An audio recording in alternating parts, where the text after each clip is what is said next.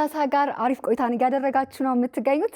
አሁን የ2030 ፖድ ሰዓታችን ላይ ደርሰናል። ትራሃት አጽፋ ከእንግዶቿ ጋር ጥሩ የሪሌሽንሺፕ የግንኙነቶቻችንን ጉዳይ የሚያሳድጉንን የሚያጠናክሩንን ሀሳብ ለማውራት ተዘጋጅታለች። ወደዛው እናልፋለን። 2030 ፖድ ዴት በማድረግ ምናምን ፕሮሰሱ ላይ በመዘጋጀት ስለደከምኩኝ በቃ ቤተሰብ ቢመርጥልኝ የሚል ውሳኔ ላይ ልደርስ ነው። ፍቅር ባይኖርም ኑሮውን ተሸክመው የማለፍ ትከሻ አለው። እኔ ግን ጥያቄ አለኝ እዚህ ጋር አንድ ማለት አሁን ወደ አሰማምሽን ራሱ እንዴት እንደምታያልቁ ያያችሁ። ከስንት አንዴ እኮ መልካም ሰው ሊያጋጥም ይችላል። ግን የዛኔ ልውጣ ብትልም ሲጀመር ትዳር አንድ በር ነው ያለው፣ መውጫ በር የለውም። አሁን ትዳር መግቢያ በር እንጂ መውጫ የለውም አይልሽ። በሞደርን ላይ ስትመጭስ ነው የሆነ እንደ ግዞት መሆን የለበትም። ካልተስማማኝ እወጣለሁ የሚለውን ነገር ኦሬዲ አምነውበት ስለሚገቡ ነው። አይቴ ግን ፊሊዮ በአሬንጅድ ሜሪጅ ላይ አይኖርም። እንያየውት የሴትን ሳይድ ብቻ ነው። ብዙ ችግር የለበትም ወንድ ነው ወይ ወንድ ስላልሆንሽ ነው አለው ብዙ ችግር። በቃ መብቷ ነው ባሏ እንዲያስተዳድራት። አሁን ይሰራል ብዬ አላስብም። ይሄ ሀሳብ እንዴት ግን እሷ ሳትወለድ ነው የታጨችው። ሳትወለድ አይሽ እንግዲህ ባሌንም ማስበው ሳይደብረኝ ነው አንቱ ምለው። በቃ ምንም አይከፋኝም አንቱ ስላልኩኝ። ፀጉሯን ትሰራለች ምናምን፣ ገላዋን ታጠባለች፣ ቆንጆ ልብስ ትለብሳለች። አታውቀውም ገና ይመጣል ስትባል። ያያችሁ ያላችሁት 2030ን በኢቢኤስ ነው። አሁን የምንገኘው በ2030 ፖድ ፕሮግራማችን ላይ ነው።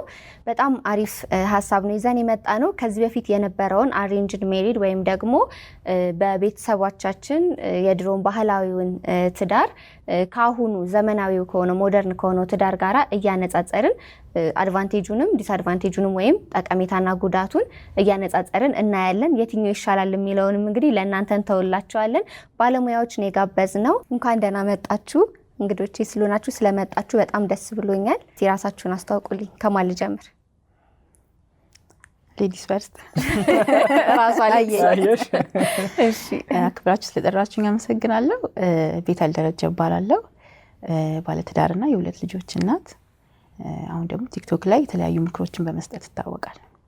እሺ፣ እንዲሁም በሳይኮሎጂ ላይ ደግሞ እየተማርኩ ነው። ተመስገን አብይ እባላለሁ። እንግዲህ በሳይኮሎጂ ሙያ ውስጥ ነው ያለሁት።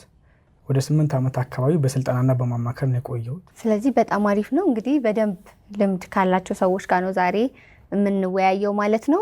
መጀመሪያ ከአሬንጅድ ከሚባለው ሜሪጅ እንጀምርና እዛ ላይ ፍቅር የትኛው ቦታ ላይ ነው የሚቀመጠው? እንደው ቢቀመጥ ስቴፕ ቢኖረው ብናዘጋጅለት የትኛው ተርታ ላይ የሚቀመጥ ይመስላችኋል? ፍቅር አለ፣ ከዛ ኑሮ አለ ማለት ነው። ሁለቱም እንደሚያስፈልጉ እናውቃለን። ግን አሬንጅ በሆነው ሜሪጅ ላይ ፍቅር ሁለተኛ ነው የሚሆነው። ከዛ የሚቀድመው አኗኗር ነው። ሲኖሩ ያኖራታል ወይ፣ እንደዚህ ነገር አለ ወይ፣ እሷ የቤቱ ስራ ትችላለች ወይ፣ እሱ የውጭውን ስራ ይችላል ወይ፣ እንዲህ ነው ወይ፣ ትከሻው አሪፍ ነው ወይ፣ ለቤቱ ጥላ ከለላ ይሆናል ወይ ነው። እነዚህ ቅድሚያ ይሰጣሉ። ከዛ ፍቅር ደግሞ ሁለተኛ ሊሰጥ ይችላል። አንዳንድ ቦታ ላይሰጥም ይችላል። የሚሰጠው ትርጉም ሌላ ስለሆነ ተሸፋፍኖ ስለሆነ ያለው በግልጽ ፍቅር ይሄ ነው ቦታው ይሄ ነው የሚኖረው በዚህ መንገድ ነው የሚባል ትርጉም ብዙ አንሰማም። ያው ባንኖርም ካነበብነው ከሰማናቸው ነገሮች ሁለተኛ ደረጃ ተሰጥቶት እንደመጣ እናያለን። ከራስሽም ኤክስፒሪየንስ እንደገና ደግሞ እንደ ባለሙያም ፍቅር ቫልዩ ማድረግ አንደኛ ምንድነው ጥቅሙ የሚለውና አሁን ላይ ደግሞ በተለይ ዴት ስናደርግ ምን አይነት ነገሮችን እናስተውል፣ ምን አይነት ነገሮችን እኒ የሚለውን ደግሞ ብትነግሪን። ምክንያቱም በፍቅር ስሜት ብቻ ደግሞ ገብተን አንዳንድ ጊዜ ከገባን በኋላ ያ የፍቅር ስሜት ቀዝቅዞ በጣም ለብዙ ፍቺ የሚዳረግ ሰው ስላለ። ያው እንዳልሽው አሁን የኔን ታሪክ ለምሳሌ ብንወስድ ተማሪ ያለ ነው ከባለቤት ጋር የተዋወቅ ነው። ስለዚህ ስራ አለው ምን አለው ይሄ ወላጆች እንደሚያስቡት የሱን ባክግራውንድ ቼክ አድርጌ አይደለም መቀርበው። ኦብቪየስሊ ግን ያው ፍቅር የምትዩ ነገር አትራክሽኑ ይቀድማል። መጀመሪያ ላይ ለስራ ያለው ፍላጎት ምንድነው? ያው እኛ ተማሪ ከሆነ ትምህርት ላይ ያለውን ነገር ታያለሽ። ስለዚህ ጎበዝ ተማሪ ነበር ወይ የሚለው አንዱ ሊሆን ይችላል። ግን እሱንም አናይም። ያው ልጆች ስለነበርን ዩኒቨርሲቲ ተማሪ እሱን አያይም። ሲጀመር ተመቻችተናል፣ ኮሚኒኬት እናደርጋለን ወይ፣ ኢሞሽናሊ ኮኔክትድ ሆነናል ወይ፣ አንድ አይነት ቫልዩ ነው ወይ ያለን፣ ለፊውቸር ስናስብ ቪዥናችን ምንድን ነው፣ እነሱን አይተን ደግሞ በደንብ ኮሚኒኬት እናደርጋለን ወይ የሚለው ነገር እንግባባለን ወይ። ፍቅር የምትዩ ኢሞሽኑ ወደፊት ወደ ትዳር ስትገቢ ይቀየራል እሱ ነገር። በእርግጥ ግን ዴቲንግ ላይ እሱን ነው አይተን የጀመርነው የነበረው። እኛ ያው በሙከራ ነው እንግዲህ እያየን የራሳችንን። ስለዚህ ያው ኢሞሽኑ ነበረ፣ መዋደዱ ነበረ። ስንጀምረው እንደዛ ነበር። ማንም ወላጅ ግን አሁን እኔ ወላጅ ሆኜ ስለማየው ምን ሆኜ ነው ልል እችላለሁ። የዛኔ ተማሪ ሆኜ ምንም የሌላውን ሰው ከትምህርት ውጪ ምንም የምናውቀው ነገር ስላልነበረ በዛ ቢጀመርም ግን ምንድነው ፖቴንሻሉን ታያለሽ ቀድመሽ። ያ ሰው በጣም ሰነፍ ነው ወይ፣ ስራ አይወድም ወይ፣ እኔን ወደፊት ያኖረኛል ወይ፣ ቀደም እንዳልኩሽ ደግሞ ቫልዩ የምናደርገው ነገር ምንድነው፣ ሰርተን መለወጥን ያስባል ወይ የሚል እነዚህ ነገሮች ታያለሽ አሁን። ለዛ ነው ብዙ ጊዜም ስናስተምር አንድ ሴት ከማግባቷ በፊት ቼክ ማድረግ ያለባት ብዙ ነገሮች አሉ። መዋደዷ በቂ አይደለም። የግድ ንብረት ባለሀብት መሆን አለበት ማለትም አይደለም። አደሴም ታይም ግን አትሊስት ፖቴንሻሉ ወደፊት ያ ነገር የማደግ አቅም አለው ወይ የሚለው ነገር ማየት አለባት።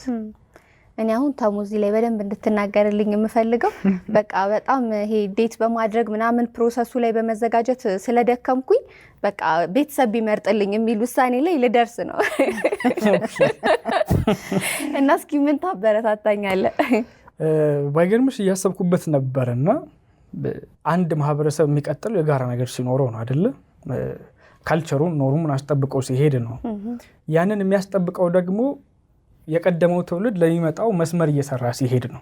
ሶ አሬንጅድ ሜሬጅ አሁን እንደምናጥላለው አይነት አይደለም። እኔ የሚገባኝ በጣም ፓወርፉል፣ በጣም ለአንድ ማህበረሰብ መሰረታዊ ነገር ነው። ፐርፌክት አይደለም፣ እንከኖች አሉት። አንደኛ የሚመርጠው ወላጅ ነው። አይሹ ወላጅ ማለት ልምድ ያለው በኑሮም በፍቅርም ልምድ ያለው ነው። ሁለተኛ አሁን ሞደርን ላይ ያለው ላይም ጭምር ስንመጣ አሁን ቀደምም ብለዋለች ቤቲና የሚጠየቁ ጥያቄዎች አሉ፣ ክራይቴሪያዎች አሉ። ያኖረኛሉ ተብሎ ይጠየቃሉ። አይሹ ልዩነቱ ምንድነው? አሁን ላይ ያኖረኛል ብላ የምታስበው አንድ ሴት ያን ሰው ከመረጠችው በኋላ ከወደደችው ምርጫዬ እሱ ነው ካለች በኋላ ኦኬ አብረን ብንኖር ያኖረኛሉ ትላለች። ያለፈው ላይ ስትመጪና አሬንጅድ ላይ ስትመጪ ግን ያኖራታሉ የመጀመሪያ ይሆናል። ፍቅሩስ ነው ሲተዋወቁ ይመጣል ነው።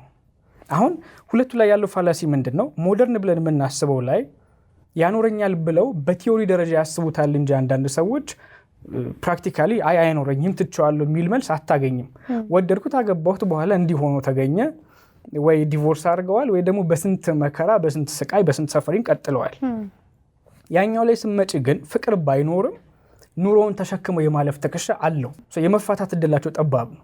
ለምን? ኑሮውን ይችሉታል።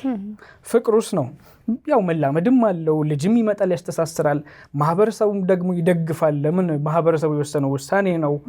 አሁን ላይ ስትመጭስ ነው እኔ ነኝ የምወስነው። አየሹም ዲቮርስ ባረግ እኔ ነኝ ውሳኔው እሱ እና እኔ እንደውም ከሞደርን ሞር ወደዛኛው አዘነብላለሁ። ፐርፌክት አይደለም፣ ድክመቶች አሉት። ትንሽ ሻርፕ ቢሆንና ቢስተካከል አይ ቲንክ ሀገርም እንደ ሀገር ማህበረሰብ እንደ ማህበረሰብ ግለሰብም ፕሮቴክትድ ሆኖ ጥሩ ወጥ የሆነ ፋሚሊ ቢውልድ ለማድረግ የሚያስችለው ይመስለኛል። እኔ ግን ጥያቄ አለኝ እዚህ ጋር አንድ ማለት አሁን ወደ አሰማምሽን ራሱ እንዴት እንደምታያልኩኝ ወይ ጨርስ እያልኩኝ ነው። ጨርሻለሁ። አሁን ኦፍ ኮርስ ጥሩ ነገሮች ይኖሩታል አሬንጅድ ሜሪጅ ሲሆን አይደለ? ግን ያየናቸውም እስከዛሬም ያሉት እናቶቻችን በጣም እነሱ ላይ ጫና ይበዛል አሬንጅድ ሲሆን። ከስንት አንዴ እኮ መልካም ሰው ሊያጋጥም ይችላል። ግን የዛኔ ልውጣ ብትልም ሲጀመር ትዳር አንድ በር ነው ያለው፣ መውጫ በር የለውም ጀነራሊ ስናወራ። ግን የሆነ አቤት ለማለት ብትፈልግ እንኳን የምትለው ሰው የለም። ምክንያቱም አብረውም ያሉት ሰው ቀና ብላ የምታየው ሰው ራሱ በቃ እሺ ብሎ ዝም ብሎ ሲኖር ነው። ስለዚህ ከማትወደው ሰው ጋር እየኖረች ምንም ኢሞሽናሊ ኮሚኒኬት አታደርግም። ያው የለትዳር የዛን ጊዜ የነበር የትዳር ትርጉምም ልክ ስላልነበረ ነው። ትዳር ያው በቃ ከተሟላላት ልጆቿን ታሳድጋለች፣ ባሏን ትንከባከባለች። ለኔ የምትለው ነገር ግን አይኖራትም። ስለዚህ የምትለው ነገር ምንድነው? ለኔ እሷ የራሷ ድሪም ሊኖራት ይችላል፣ የራሷ ፍላጎት ሊኖራት ይችላል። ኢቨን ባይኖራት እንኳን ልጆችን ማሳደግ ነው ብትል እንኳን ትዳሯን ኢንጆይ ማድረግ አለባት። ስራ ማለት የሆነ እንደ ግዞት መሆን የለበትም። ስለዚህ ይሄን እንዴት ታስባለህ? ሴቶች ላይ ጫና ይበዛል ወይ? አይበዛም? ይበዛል። እስማማለሁ በዚህ። አሁን ፐርፌክት አይደለም ያልኩት እነዚህ ድክመት ስላለው ነው። ይኸውልሽ አሁን ትዳር መግቢያ በር እንጂ መውጫ የለውም አልሽ። በሞደርን ላይ ስትመጭስ ነው መውጫ በር እንዳለው ያስባሉ፣ ግን ቶሎ ያንን በር ሊያወስዱት ይችላል። ኢቨን ሲጀመር ራሱ ኮንፊደንሱ ይቅርታ አቋረጥኩና ሲጀመር ራሱ ኮንፊደንሱ የሚኖራቸው ካልተስማማኝ እወጣለሁ የሚለውን ነገር ኦሬዲ አምነውበት ስለሚገቡ ነው። አይ ቲንክ እሱ ላስታርቃችሁ። እሺ ሀሳቤ አልጨረስኩም። ቆይ ጨርስና አስታርቃለሁ። ምን መሰለሽ አሁን ወደ ኋላ ስትሄጂ ሰው ስለ ትዳር ሲያስብ በጣም ሪስፔክትድ ነው፣ ትዳር ቫልዩ የተሰጠው ነው እና ቀላል ስራ አይደለም። በቃ አንድ ሰው እዛ ላይ ከገባ ኮሚትድ ሆኖ መቀጠል ብቻ ነው ያለው አማራጭ ያ ነው። ከዛ እንድትውጪ የሚገፋፋሽም አካል የለም በአንጻራዊነት ስናየው። አሁን ላይ ከመጣሽስ ነው። አሁን ላይ ከመጣሽ ከመጀመሪያው ጀምሮ የኔ ምርጫ ነው።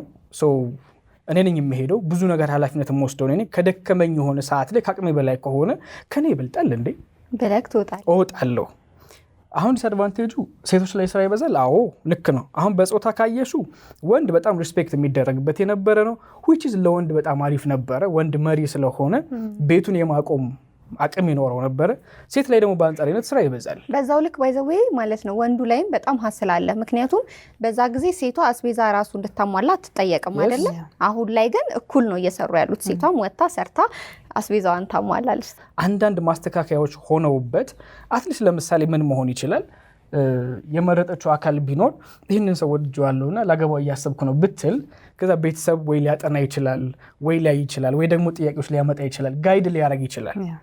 የሱ ጋር የቤተሰቡ ጣልቃ ገብነት ኖሮ አይ እንዲህ ነው እኛ ስኖር እንዲህ ቻሌንጅ አይተናል እንዴት አስበሻል የሚል አንዳንዴ እንደው ፑሽ እስከ ማድረግ ድረስ ቢገባና ሙሉ በሙሉ ከት ባይደረግ አሪፍ ነው። አዎ ምክንያቱም ዲቮርስ ምንም እየጨመረ ነው የመጣው። አሁን አሬንጅድ ላይ ካየሽ የበፊቶቹንም ካየሽ ምን ያህል እንደ ሴቷ ላይ በርደን እንደሚበዛ ልነግርሽ ፈልጌ ነው። ኢቨን የሆነ ልጅ ለምሳሌ እምቢ ካላቸው ሄደክ ውለድ እስከ ማለት ድረስ ይደርሳሉ። ማለት ያን ያህል ለራሷ እንትን አትልም እናት። አትሊስት ውስጡ ወጥቶ ሰዎች አግኝቶ ነው የሚመጣው ቢሰራም እንኳን። እሷ ግን እዛው ቤት ነው የምትውለው።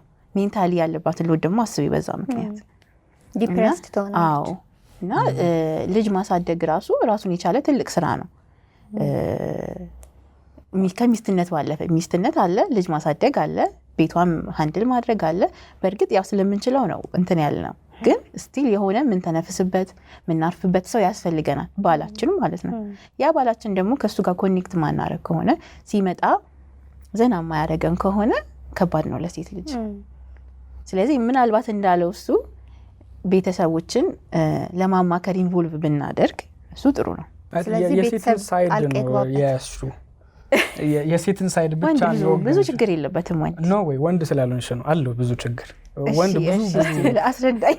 ብዙ ፋይት የሚያረጋቸው ሀስል የሚያረጋቸው ጉዳዮች አሉ። አሁን ለምንድን ነው ያንን የምታስቀድመው? ለምንድን ነው አሬንጅድ ሜሬጅ የተሻለ የሚሆነው ካልሽኝ፣ ይኸውልሽ አሁን እኮ እንደውም ሴትም እኮ ሲንግል ማም መሆን ምንም ጭምር እኮ ፕሮሞት የሚደረግበት ታይም እኮ ነው።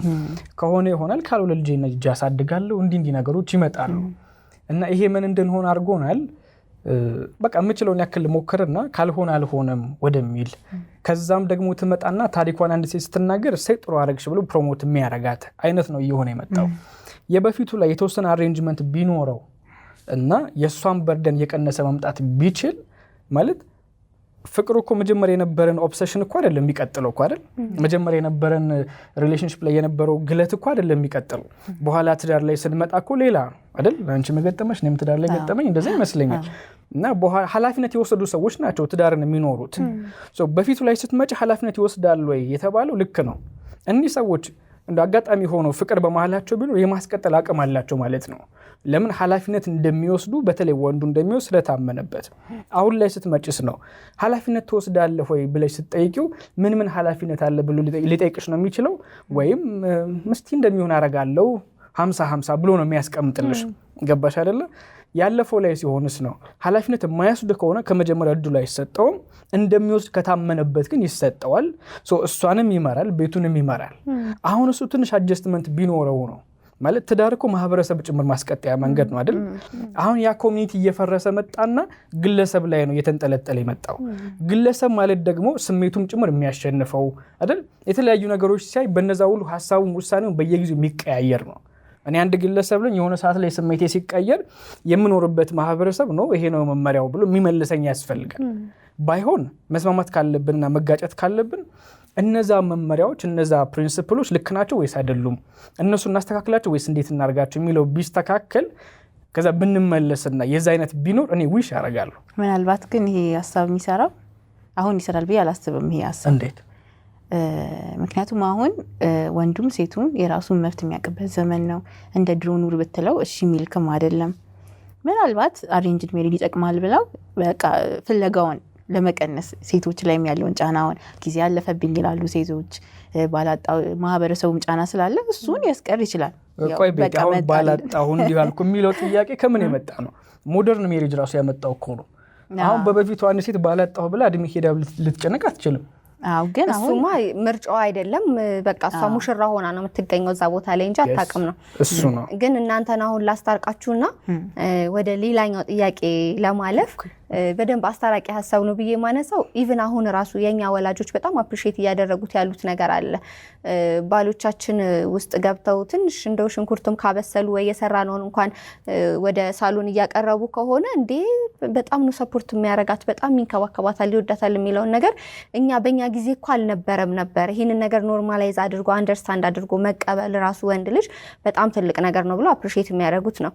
እንደውም እኔ ሴቶች ላይ አሁን በጣም ጫና በስቷል ብዬ እንድል የሚያደርገኝ ነገር አሁን ላይ አዎ ኦፍ ኮርስ መማር አለብን መስራት አለብን እሱን የምስማማው ነገር ነው። ግን ደግሞ ልክ እንደ ሕግ ተደንግጎ ሴት ልጅ ለቤቷ ምንም አይነት ኮስት እንዳታወጣ በቃ መብቷ ነው ባሏ እንዲያስተዳድራት እሷን መመገብም ማልበስም ልክ ሕፃን ልጅን እንዴት ነው ከወለድሽ በኋላ ዳይፐርና ወተት መቻል ግዴታሽ ነው አለበለዚያ ያ ልጅ ታጭዋለሽ ነው አይደለ እንጂ ልጁ በራሱ የሚያደርገው ነገር አይደለም። ልክ እንደዛ ባል ሙሉ ኃላፊነቱን ወስዶ በፊት አሬንጅድ ሜሪጅ በምንለው ወይ ደግሞ ቤተሰቦች በሚያጋቡ ጊዜ ባለው ትዳር ላይ በባህላዊ ትዳር ላይ ሴት ልጅ ምንም ነው የማይጠበቅባት። ምናልባትም ቤት ውስጥ እንትን ያለውን ሰርቶ ማቅረብ ነው። አሁን ግን ቤት ውስጥም ሰርታ የምታቀርበው ሴት ናት።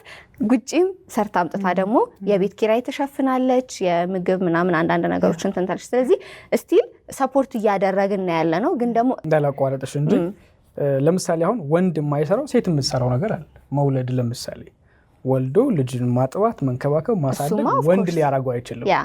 እዚህ ላይ የውጭ ስራ ሴትን ጨምሪባት።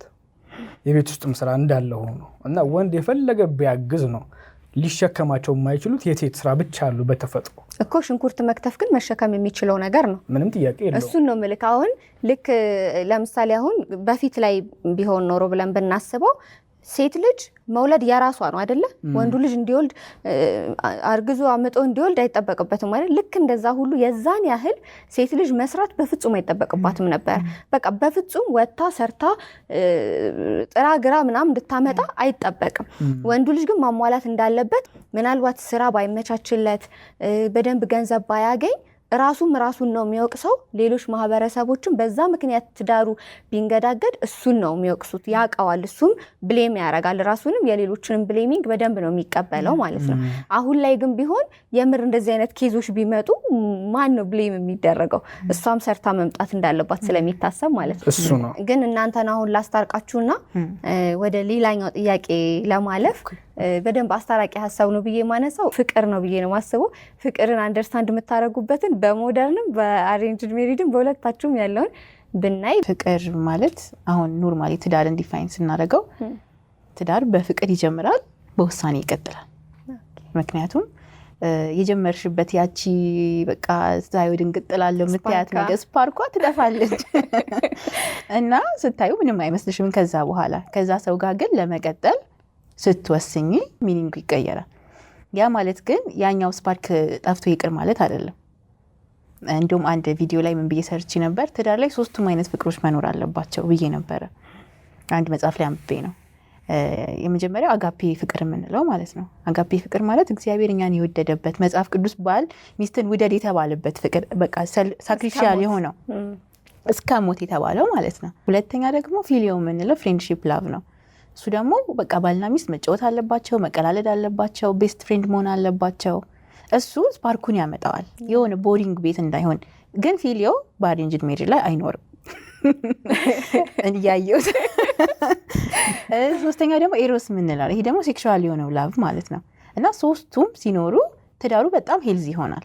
አሁን ፍቅርን ዲፋይን ማድረግ በጣም ይከብዳል፣ ግን በገባኝ ልክ ለእኔ ፍቅር ምንድን ነው ካልሽኝ አንደርስታንድ ማድረግ ነው። ምንድን ነው አንደርስታንድ የምታደርገው ካልሽኝ የመጀመሪያው እኔን ነው አንደርስታንድ ማድረገው፣ የኔን ባህሪ፣ የኔን ማንነት፣ ምን አይነት ሰው እንደሆንኩ፣ ምን ምርጫ እንዳለኝ፣ ምን ዊክነስ እንዳለኝ፣ ምን ስትሬንግዝ እንዳለኝ ስለ እኔ ዲስከቨር እያረኩ ስመጣ አንድ ከሱ አንደርስታንዲንግ ይጀምርና ከኔ ጋር የሚኖረውን ሰው ደግሞ የፓርትነሬን ወይም ደግሞ የባለቤቴን ደግሞ ባህሪ እያወቅኩ ስመጣ ያንን ፍቅር አስቀጥሎ ውሳኔም ጭምር በአንደርስታንዲንግ የሚመራ ይመስለኛልና ይህንን አንደርስታንድ እያደረግን ስንመጣና የአንደርስታንዲንጋችን ስኮፕ እየጨመረ ሲመጣ የምንኖርበት መንገድ እየጨመረ ይመጣል። ማለት ምንም አይነት ፍቅር ቢሆን ሶርሱ አንድ ነው የሚሆነው፣ ከዛ ስንኖርበት ነው የምንቀይረው። አንዳንድ ሰዎች ፍቅር አለ የለ የሚል ጥያቄም ጭምር ያነሳሉ። ሰው ፍቅር አለ የለ የሚል ጥያቄ ሊያነሳ አይችልም። ለምን? እኔ ሳልፈጠር ጀምሮ ፍቅር የነበረ ነው፣ እኔም ከሞትኩ በኋላ የሚቀጥል ነው። ሰው ፍቅር አይደለም አለ የለ የሚባለው እኔ ማፍቀር የምችል ሰው ሆኛለሁ ወይስ አልሆንኩም ነው። ፍቅር እኔን ይገባኛል ወይስ አይገባኝም። እና ያንን ደግሞ በመረዳት ውስጥ እየጨመርኩትና እያሳደግኩት ሄዳለሁ የሚለው ነውና ፍቅር መረዳት መቻል ነው ለእኔ። ፍቅር በመላመድ ነው ይባላል እና የምርም በመላመድ ደግሞ እናት አባቶቻችን አያቶቻችን በጣም የሚያስቀና ፍቅር ኖሮ ስለሚያውቁ ፍቅር መላመድ ነው የሚለውን ለዛ ነው እንድታነሳልኝ የፈለኩት። ፍቅርን እኛ የምንገድበው የገባን ትንሽ ስለሆነ ነው። እኔ አንድን ሰው መረዳት ከቻልኩና ከሷ ጋር ጊዜ እየወሰድኩ ስመጣ ምንድነው የሚሆነው ነው ሌላውን ሰው እየተውኩ ሞር ስለሷ እያወቅ እሷ ውስጥ የገባው ነው መጣው ባወቅኳት ልክ እየወደድኳት እመጣለሁ። እና በመላመድ በደንብ ሊመጣ ይችላል። ኢቭን አንዳንድ ሰዎች ሳይላመዱ ሁሉ እኮ ይመጣል። እንዲሁ ስሙ ሲጠራ አታውቀውም። ለምሳሌ አሁን እኔ እናትን ብትጠይቂ ክፍለ ሀገር ነው የተጋቡትና በልጅነታቸው ነው፣ ግን እሷ ሳትወለድ ነው የታጨችው። ሳትወለድ እና ይሄ ከባድ ነው። ከዛ አድጋ ምን ብላ ስሙ ሲጠራ ይመጣል ስትባል እንዴት እንደምትሆን ስታወራኝ ነው እንግዲህ ያልነበርኩም እና ስታወራኝ ነው እንዴት ጸጉሯን ትሰራለች ምናምን ገላዋን ታጠባለች ቆንጆ ልብስ ትለብሳለች አታውቀውም። ገና ይመጣል ስትባል ክፍለ ሀገር ደግሞ አጠገብ ላጠገብ እጅ ተያይዘሽ አትሄጂም፣ በርቀት ነው የምትሄጂው። የሆነ አካሄዳለሁ እንደየማህበረሰቡ እንደዛ ነው የሚሄዱት። ከሱ ጋር ተገናኝታ የመጣች ጊዜ በቃ ዓለም ሌላ ነው። አይ ቲንክ ቀድመን የሰማነው ኢንፎርሜሽን በጣም ተጽዕኖ ያደርግብናል ብዬ አስባለሁኝ። አካባቢያችን ላይ የምናየው ነገር በቃ ይሄ ነው ብለን ተቀበልነው ነው ፍቅር የሚባለውን ነገር። አሁን ላይ ምናልባት እንደውም ሞደርኑ በጣም እንድንለማመደው በራሳችን ዲፋይን እንድናደርገው ራሳችንን ስሜታችንን እንድናይበት እየረዳን ነው እንጂ የተሰጠህን ነገር ነው የምትቀበለው። አሁንም ዴቲንግን በራሳችን ምርጫ ምናምን ስለሆነ ነው እንጂ በፊት ቢሆን ኖሮ አንቱ ማለት ሁሉም አንቱ እያለ ከመጣ አንቱ ማለት እንዳለብኝ ከሆነ ባሌን የማስበው ሳይደብረኝ ነው አንቱ ምለው በቃ ምንም አይከፋኝም አንቱ ስላልኩኝ። አሁን ግን ቢሆን እንዴ ምናምን የሆነ ኮንፊውዝ ያደርግሻልና የሰበሰብ ነው ጋደር ያደረግነው ኢንፎርሜሽንም ተጽዕኖ ይመስለኛል። እዚህ ላይ የምትጨምሪው ነገር ካለሽ? አሁን አንድ ሞደርን ሜሬጅ ላይ ያለው ችግር ብዬ ማስበው ስለ ትዳር በቂ እውቀት አለመኖር፣ ስፔሻሊ ከቅድመ ጋብቻ ላይ በጣም ብዙ ክፍተት አለ። ስለዚህ ትዳርን በቃ በጣም በእርግጥ አሁን እንደ በመጥፎ ነው የሚታየው ትዳር መጥፎ እንደሆነ ነው ብዙ ሰው አሁን አመለካከት ያለው። እሱም ብዙ ነገሮች ስላለፉ ፍቺ ስለበዛ ነው። ግን መጀመሪያውኑ እሱም በምን ማስቀረት እንችላለን? ትምህርት መውሰድ በቃ ምን ኤክስፔክት ማድረግ እንዳለባት እሱ ምን ኤክስፔክት ማድረግ እንዳለበት በደንብ አዌርነሱ ኖሮ ትዳሩ መጀመር። አትሊስት ኤክስፔክቴሽናችን አስተካክለን ከገባን ይሄ ፍቺ የምንለውን ነገር መቀነስ እንችላለን ባናስቆመው እንኳን። የምትጨምሩት ነገር ቀረ የምትሉት ነገር ማስተላለፍ የምትፈልጉት ነገር ካለ ድሉ ልስጣችሁ። እሺ ለ2030 ተመልካቾቻችን ማስተላለፍ የምፈልገው ነገር ምንድነው? ወጣትነት በጣም ደስ የሚል ጊዜ ነው። ብዙ ኢነርጂ ያለን በዚህ ሰዓት ላይ ግን ያው ብዙ ጊዜ ያለን ማለት አይደለም።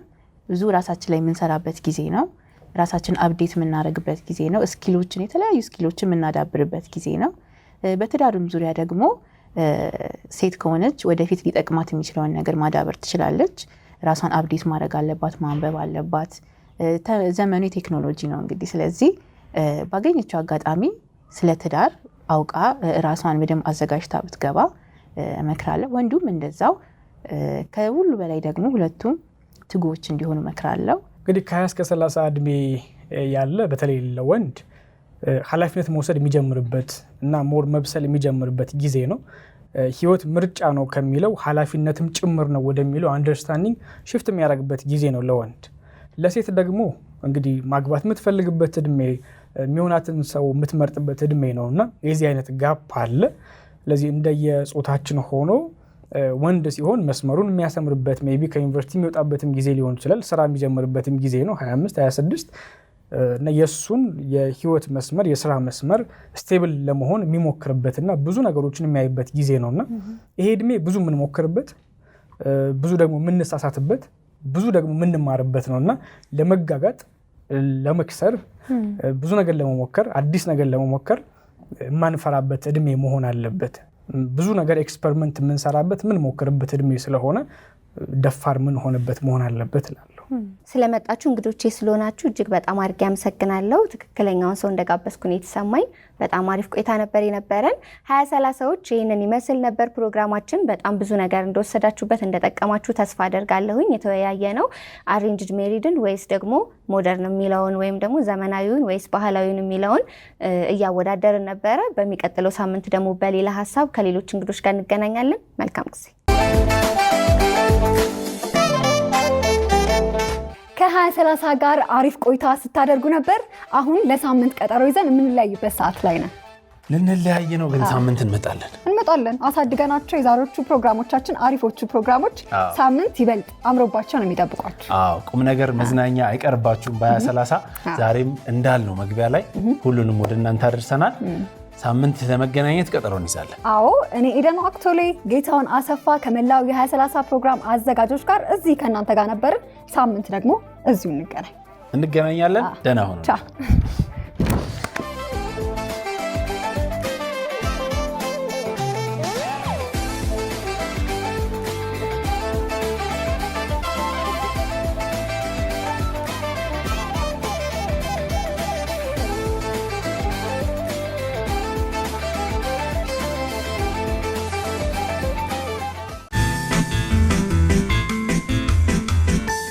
እስከ መጨረሻው ድረስ ከኛ ጋር ስለነበራችሁ እናመሰግናለን። የምናዘጋጃቸውን አዝናኝ ቪዲዮዎች ማየት ከፈለጋችሁ እዚች ጋር ጠቅ ያድርጉ። ሰብስክራይብ የሚለውን ደግሞ እዚህ ጋር ጠቅ ማድረግ እንዳትረሱ። በቀጣይ ቪዲዮ እንገናኝ።